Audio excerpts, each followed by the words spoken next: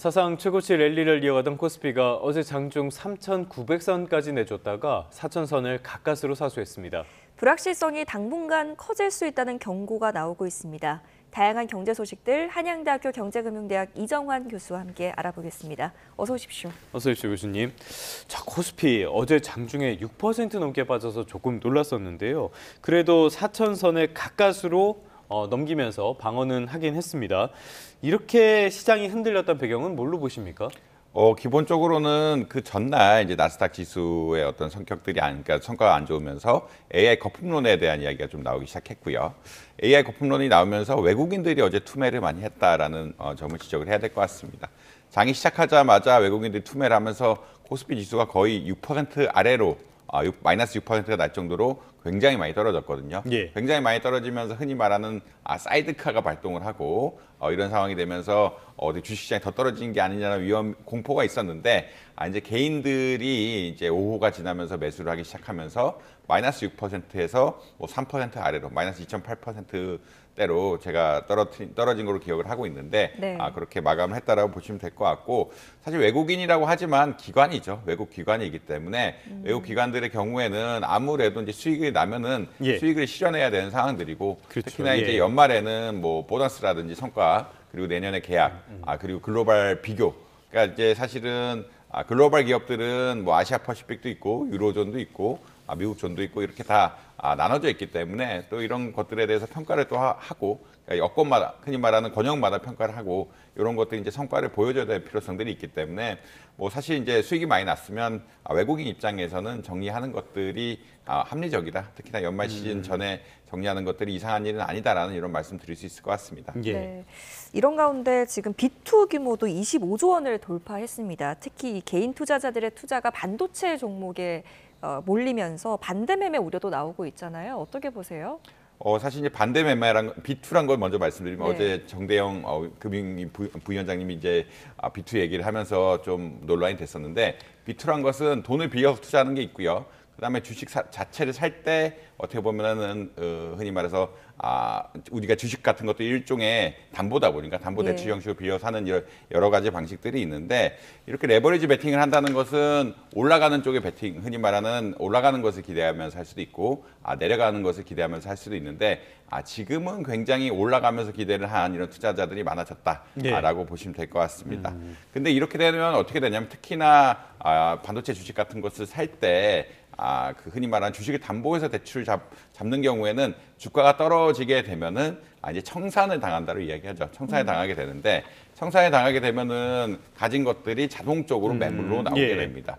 자동적으로 매물로 나오게 된다는 얘기는 주식의 공급이 많아진다는 얘기고, 공급이 많아지게 되면은 가격이 떨어지는 이런 현상들이 발생을 하면서 또 주가가 떨어지고, 또 주가가 떨어지면 다른 사람들이 또 반대 매매를 당하면서 계속적으로 주가가 떨어질 수 있는 이 사이클이 있다라고 아마 보시면 될 것 같고요. 그렇기 때문에 이제 금융시장에서는 주가가 과열됐을 때 이렇게 비투하는 것에 대해서 좀 경계하는 이런 경향들이 있다. 그런 이야기는 어떤 거냐면, 주식의 펀더멘탈 자체는 어느 정도 정해져 있는데 이런 반대 매매들이 연속적으로 나오면서 주가가 급락하는 경우가 발생을 하게 되고, 주가가 급락하게 되면은 주식의 소유권도 다 없어져 버리는, 이 투자한 네. 사람들의 주식 소유권도 다 없어져 버리는 이런 상황들이 되기 때문에 반등을 한다라고 할지라도 이분들이 혜택을 얻을 수 없는 이런 상황들이 된다. 이런 말씀 드릴 수 있을 것 같고요. 그렇기 때문에 반대 매매, 그리고 연쇄적인 반대 예. 매매에 대해서 금융시장에서 늘 걱정하는 이런 생각들이 있다. 이런 말씀 드릴 수 있을 것 같습니다. 조금 전에도 교수님께서 말씀을 해주셨지만은 정부 당국자가 비투를 옹호한다. 이거는 조금 상식 밖의 일이었던 것 같습니다. 자, 앞서도 간략하게 언급이 됐었습니다만 외국인 투자자들 최근에 순매도가 이어지고 있잖아요. 그렇기 때문에 이런 상황이 이어지다 보면은 결국에는 조정 국면이 길어지는 것이 아니냐. 환율 같은 것도 우호적이지 않기 때문에요. 이런 상황은 어떻게 봐야 될까요?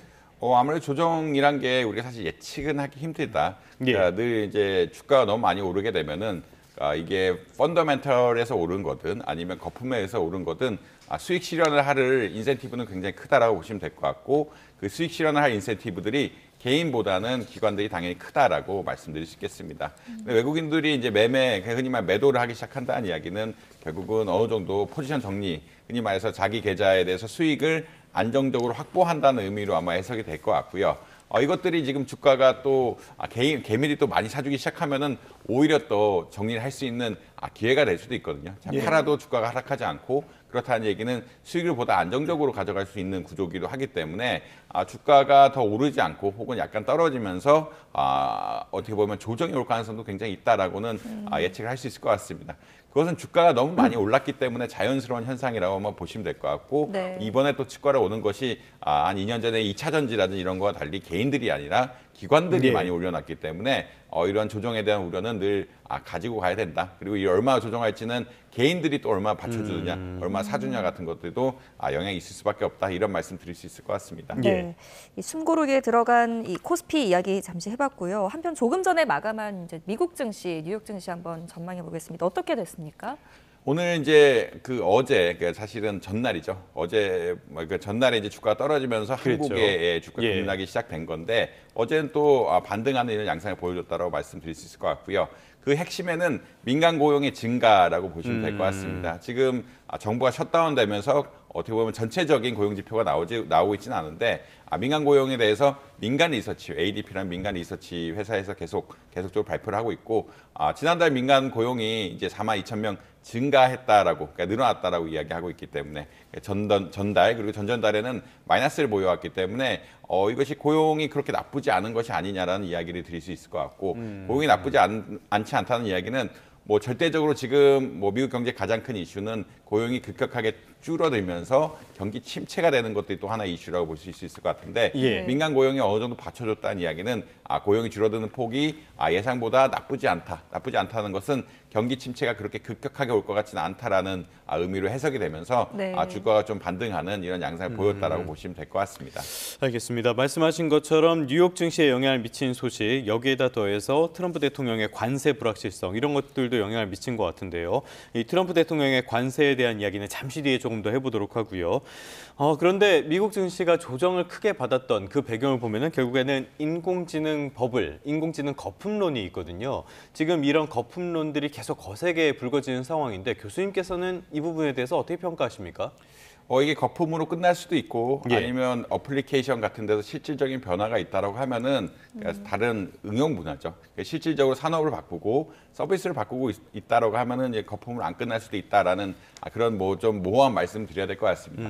일단 거품으로 끝날 수 있다는 이야기는 어떤 거냐면 지금 데이터 센터라든지 데이터 센터에 기반한 반도체, 그러니까 엔비디아가 성장하는 이유는 데이터 센터를 짓는 거고 거기 GPU를 어마어마하게 공급하면서 이제 성장을 하고 있는 이런 상황이라고 보시면 될 것 같은데 이러한 것들이 결국은 오픈 AI까지 이어지면서 오픈 AI가 커지면 또 GPU를 또다시 주문하고 또 GPU를 주문하면은 전 세계적으로 또 GPU 수요가 어떻게 보면 AI 경쟁 같은 것들을 불러일으키면서 데이터 센터가 늘어나니까 또 GPU가 늘어나고 그 약간의 어떻게 보면은 이 굉장히 채널이 단순하다라고 보시면 될 것 같거든요. 그러니까 반도체 생산부터 어떻게 보면 AI 생태계가 그 LLM, 라지 LLM, 대규모 언어 모형이 나오는 이 예. 오픈 AI까지 이어지는 순서가 이렇게 복잡하게 네트워크를 걷는 게 아니라 좀 순환적으로 되는 것이 아니냐. 그러니까 반도체가 공급이 많이 되면은 뭐 이걸 또 통해서 오픈 AI가 광고를 하고 오픈 AI가 광고를 하게 되면은 또 다른 나라들도 데이터 센터를 짓고자 하고 또 다른 나라도 데이터 센터를 짓고자 하면은 또 반도체가 공급이 되면서 이 순환적인 구조가 형성되니까 예, 예. 이제 거품이 형성된다라는 이런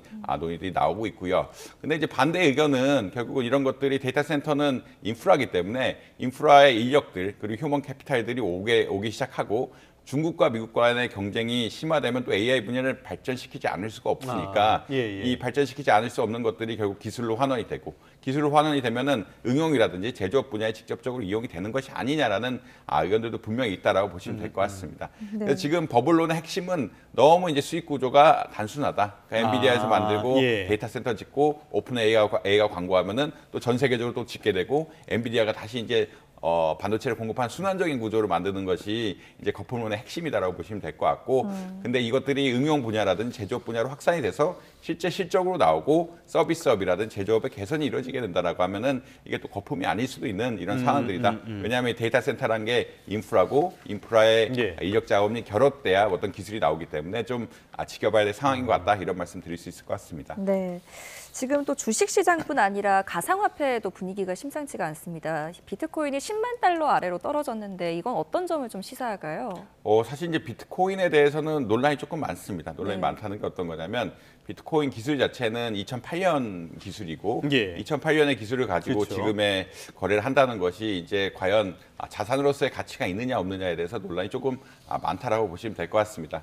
또 최근에 이제 스테이블 코인 나왔죠. 스테이블 코인 같은 경우에는 흔히 말하는 화폐와 연동이 되면서 훨씬 거래를 또 용이하게 해줄 수 있는 이런 구조가 되거든요. 모든 것들이 이제 스테이블 코인 하면은 화폐 단위를 바꾸지 않고 거래를 할 수가 있는데 예. 이 비트코인을 써야 되느냐 말아야 되느냐에 대해서도 사실 조금 논란이 있다라는 그런 점들을 말씀드릴 수 있을 것 같습니다. 그런 이야기는 어떤 거냐면 비트코인이 가상자산 시장의 어떤 대장주로서의 역할을 하고 예. 있지만 기술적인 측면 같은 것들은 좀 부족하다. 이렇기 때문에 펀더멘탈이 부족하기 때문에 시장의 움직임 혹은 수요와 공급에 따라서 가격이 많이 바뀔 수 있는 이런 측면들이 있다라고 보시면 될 것 같고요.